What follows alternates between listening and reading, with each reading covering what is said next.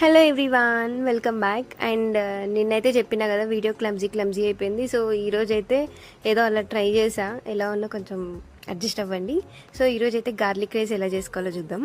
ముందుగా అయితే వీడియోలో చూపిస్తున్నట్టు వెల్లుల్లి అండ్ అందులో కొంచెం ఉప్పు కారం పసుపు వేసుకొని పేస్ట్ చేసి పక్కన పెట్టేసుకోవాలి.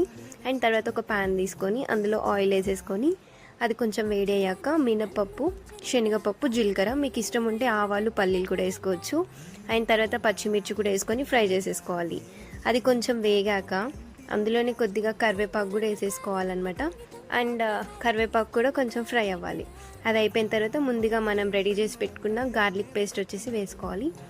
అండ్ గార్లిక్ పేస్ట్ని ఆయిల్లో కొద్దిగా వేపనివ్వాలి. అండ్ అదొకటి 1 మినిట్ అలా వేపోయాక మనం ముందుగానే ప్రిపేర్ చేసి పెట్టుకున్న రైస్ కూడా అందులో వేసేసుకోవాలి.